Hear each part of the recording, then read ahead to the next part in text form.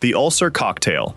Would you dare to swallow a cloudy glass of water teeming with billions of deadly bacteria just to prove that every medical professor on Earth was wrong? In 1984, Dr. Barry Marshall did exactly that. He stepped into his lab, brewed a foul-smelling concoction of dangerous pathogens, and drank it all before his stunned colleagues. He wasn't suicidal. He was making a high-stakes gamble with death to save millions of lives.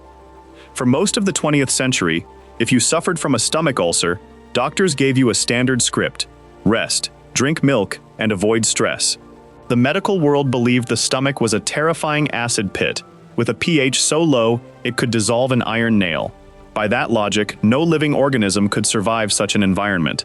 Ulcers were dismissed as psychosomatic, the price of overwork or spicy food. It was an unchangeable truth that no one dared to question. But Barry Marshall and his partner Robin Warren saw what everyone else ignored. Under the microscope, they found spiral-shaped bacteria swimming in the stomach linings of ulcer patients. They named it Helicobacter pylori. Marshall announced the discovery, expecting to be hailed as a savior, but he was met with cold silence and mockery. They called him a dreamer, a young doctor trying to overturn centuries of medical wisdom. Because ethics laws forbade human testing and animal trials had failed, Marshall realized the only way to make the world listen was to become his own guinea pig. Marshall harvested bacteria from a patient in agony, cultured them in a flask, and, on a perfectly ordinary morning, downed the entire thing. Within days, agonizing pain set in, followed by constant vomiting and breath that smelled like a rotting swamp. He performed an endoscopy on himself, and the results were staggering. His stomach was severely inflamed by the very bacteria he had consumed. Marshall then used antibiotics to cure himself completely. He proved that the stomach was not a sterile acid vat, and ulcers weren't caused by stress. They were an infection that could be cured in weeks. In 2005, Barry Marshall and Robin Warren received the Nobel Prize in Medicine. That crazy cocktail changed the lives of billions, stripping a life-threatening disease of its power with a simple course of antibiotics. It's a reminder that the greatest barrier to knowledge isn't ignorance, it's the illusion of knowledge. The underwater ghost. Imagine you are a rescue diver swimming through the wreck of a ship 30 meters beneath the Atlantic. Your mission is grim: recover the bodies of the fallen crew. Suddenly, from the dark corner of a flooded room, a hand reaches out and grabs your shoulder. How much would you scream? This isn't a zombie horror movie. It was the real-life moment rescuers found Harrison Okene. He had survived nearly 3 days and nights in a place where life was supposed to be impossible. In May 2013, Harrison Okene was the cook aboard the tugboat Jascon 4 off the coast of Nigeria. At 5 a.m., while he was in the restroom, a massive rogue wave capsized the ship. In seconds, the steel fortress became a sinking coffin. All 11 of his colleagues were trapped and killed. Harrison was tossed through pitch-black corridors as water flooded every corner. Above the surface, everyone believed there were 0 survivors. But fate left Harrison a tiny sliver of hope. He found himself in a small cabin at the rear of the ship, where a bubble of air, less than 4 feet high, had been trapped. The terrifying twist? Harrison was locked in a cramped, pitch-black space for 60 straight hours. He had no food, only a single bottle of Coke, and wore nothing but his underwear. He had to stand on a makeshift rack to keep his head from being submerged in the freezing water that rose inch by inch. Survival at the bottom of the ocean isn't just about oxygen. Harrison faced invisible killers. First, hypothermia. The icy seawater was slowly draining his body heat. Second, pressure. At 30 meters, the immense weight of the ocean made every breath heavy. And third, CO2. As he breathed, carbon dioxide built up in the tiny bubble. It could have put him into a permanent sleep at any moment. In total darkness, Harrison heard the sound of sharks and large fish scavenging the bodies of his colleagues in the next room. He prayed and waited, not knowing if anyone was even looking for him. When the diver finally appeared, they were looking for corpses. When Harrison touched the diver's hand, the man shrieked into his radio, "He's alive! I found one alive!" The rescue was a medical miracle. Harrison couldn't be brought straight to the surface. The rapid decompression would have turned the nitrogen in his blood into lethal bubbles, causing an agonizing death. He spent 2 days in a decompression chamber before finally hugging his family. Harrison's story proves that sometimes, in life's darkest depths, all you need is a pocket of air and an iron will to never let go. The human lab rats. Imagine walking into your first day of college, and everyone looks at you as if they've known you for years. They call you by a strange name, hug you, and ask about things you've never done. You start to tremble, until you discover a shocking truth. There is another man, living hundreds of miles away, who has your exact face, your voice, and your smile. But that's just the tip of the iceberg. You soon realize you aren't just a twin, you are a triplet. And the reason you were separated wasn't an accident. It was because a group of scientists decided to turn your life into a living laboratory. In the 1960s, psychology was obsessed with the classic question, nature versus nurture. What shapes our personality, our genes or our environment? To crack this code, Dr. Peter Neubauer, a prominent New York psychiatrist, conceived an idea that we would today call a crime, but back then, they called a once-in-a-thousand-year scientific opportunity. Neubauer did the unthinkable. He secretly separated twins and triplets at birth through an adoption agency. The cruelest twist? The adoptive families had no idea their children had siblings. Neubauer deliberately placed one child in a wealthy family, one in the middle class, and one in a blue-collar home. These children were no longer human beings to the researchers. They were specimens, used to compare development across different environments. How did scientists think this was acceptable? At the time, the authority of science was so absolute that ethics were cast aside. They viewed the separation of siblings as a necessary sacrifice for the progress of humanity. But the price was devastating. All three brothers suffered severe psychological issues from a young age. They frequently banged their heads against their cribs, feeling an inexplicable void, the phantom pain of a separation their infant brains felt but couldn't remember. Years after their famous reunion, the trauma remained. One of the brothers, Eddie Galland, tragically took his own life. Perhaps most infuriatingly, the results of this study were never published. Peter Neubauer took his secrets to the grave, and the files are currently sealed at Yale University until the year 2066. Science stole their childhood and their bond, only to bury the findings in a final act of denial. The Neubauer experiment is a chilling reminder of what happens when scientific curiosity outpaces human compassion. It turned real lives into cold data and brotherhood into a measuring stick. It leaves us with one haunting question: how many more dark secrets are still locked in the vaults of our greatest institutions? The biological sensor. Forget million-dollar scanners. The most sensitive diagnostic tool for Parkinson's disease on the planet right now is the nose of an ordinary woman. Joy Milne possesses a skill that scientists once dismissed as impossible. She can smell a disease hiding inside your body just by sniffing an old t-shirt. She once even insisted that medicine was wrong when it diagnosed a man as healthy, only for the scientific world to bow their heads 8 months later when her sense of smell had accurately predicted a medical reality that wouldn't manifest for months. For centuries, Parkinson's has been a cruel medical puzzle. It is a devastating neurodegenerative disease, often detected only when a patient begins to shake or lose motor control. There are no blood tests or X-rays that can accurately catch it in its early stages. Doctors are trained to look and touch, but they were never taught to smell. The idea of smelling a disease sounded more like witchcraft than hard science. Everything changed when Joy Milne accompanied her husband to a Parkinson's support group.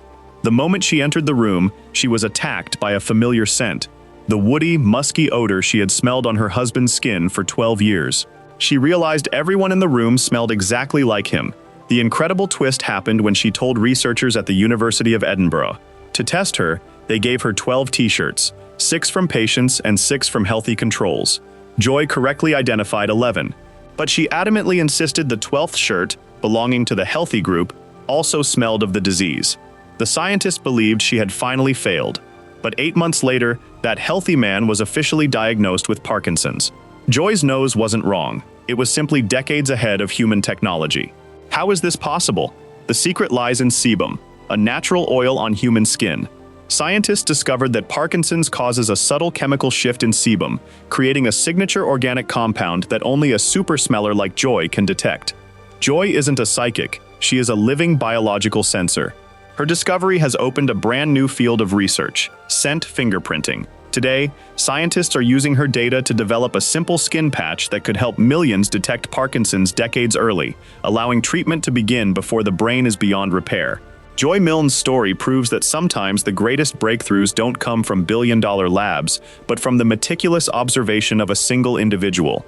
It reminds us that the human body is always sending out SOS signals. The question is, are we sensitive enough to listen, or in this case, to smell? The fatal waltz. Your feet are bleeding, your muscles are screaming in agony, and your heart is on the verge of exploding. But you cannot stop. An invisible force has hijacked your body, forcing you to spin and dance frantically through the streets in a deathly silence. In July 1518, in the city of Strasbourg, a woman named Frau Trophäa stepped into the street and began to dance without end. There was no festival, no music. It was the start of history's most bizarre epidemic, where hundreds danced until they dropped dead on the spot. 16th century Strasbourg was a place of utter misery. Famine was rampant, disease was everywhere, and extreme religious beliefs kept people in constant fear of God's wrath. To the people of that time, the world was a place of curses. They believed in a saint named Saint Vitus, who could curse sinners with a compulsive, unstoppable dance. Everyone tried to live perfectly to avoid the divine anger, but the social pressure cooker had reached its limit. Frau Trophäa danced for 6 straight days and nights. The horrifying twist? Instead of pulling away in fear, those around her were sucked into the vortex. Within a week, 34 others joined. Within a month, the number hit 400. The city authorities then made a catastrophically wrong decision. Doctors believed these people had overheated blood, and the only cure was to keep dancing. They built a massive wooden stage in the city center and even hired musicians to keep the beat. Instead of recovering, the stage became a literal slaughterhouse. Dozens died every day from heart attacks, strokes, and sheer exhaustion. How could hundreds catch a behavior so irrational? Modern scientists have debunked the theory of ergot poisoning, a hallucinogenic fungus on rye, as that toxin usually causes convulsions or comas, not rhythmic dancing for days. The truth lies in a darker psychological phenomenon: mass psychogenic illness. Imagine the human brain, under extreme survival stress, falling into a state of blankness where it becomes highly suggestible. In a community that shares a belief in a curse, one person's action can trigger a biological short circuit in others. They weren't dancing for joy. They were screaming with their bodies in a state of collective hypnosis. The dancing plague stopped as abruptly as it began, leaving behind hundreds of corpses and a massive question mark for humanity. It proves that the mind has a terrifying power to drive the body past its physical limits, even unto death. In our world of social media, where anxieties and toxic trends spread faster than any virus, are we participating in a modern death waltz without even knowing it? The 9-hour ghost. Imagine you have just trekked through a scorching desert for 4 months. You are emaciated, your skin is blistered, and you are quite literally a walking skeleton. You use your last ounce of strength to crawl back to your supply depot, hoping for food and a rescue. But when you arrive, all you find is a deathly silence. You reach into the ashes of a campfire and find they are still warm. Your rescue team just left. Not days ago, not weeks ago. They vanished from the horizon exactly 9 hours before you arrived. After a 3,000-kilometer journey, those 9 short hours became the brutal line between a national hero and an anonymous corpse in the sand. In 1860, the city of Melbourne was rocked by an unprecedented event. A massive expedition, armed to the teeth with a budget of £28,000, an astronomical sum at the time, prepared to conquer the wild Australian outback. They brought 27 camels imported from India, enough food for 2 years, and even heavy oak tables, just to write their journals in style. This wasn't just a trip, it was a mobile fortress of ambition, intended to rewrite the map of the world. But big ambition often invites big mistakes. Robert Burke, the leader, was an impatient policeman with zero exploration experience. The cruel twist began at a place called Cooper's Creek.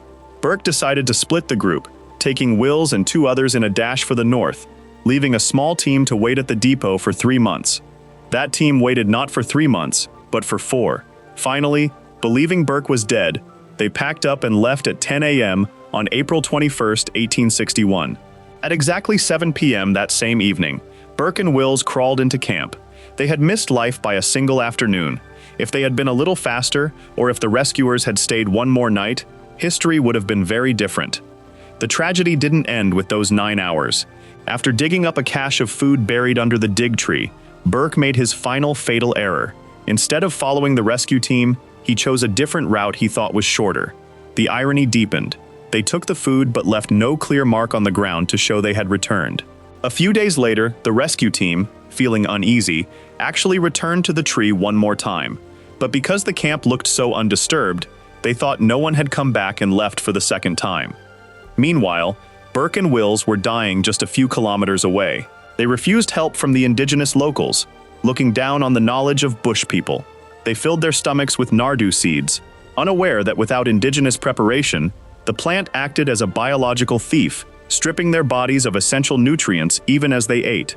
The great explorers starved to death in a land where the locals had thrived for tens of thousands of years. Only one man, John King, survived, by humbling himself and living with the indigenous people. The story of Burke and Wills is a brutal lesson in the cost of arrogance. It asks us, in your own life's journey, are you too busy dragging heavy oak tables of prejudice to listen to the wisdom of those around you? And more importantly, do you have the patience to wait those final 9 hours before giving up? Sometimes, the miracle is just one night's sleep away. The world is still full of hidden truths and stories that defy belief. If you're ready to uncover more of the most incredible and disturbing mysteries of our history, subscribe to Oddplain. Don't let the next story pass you by.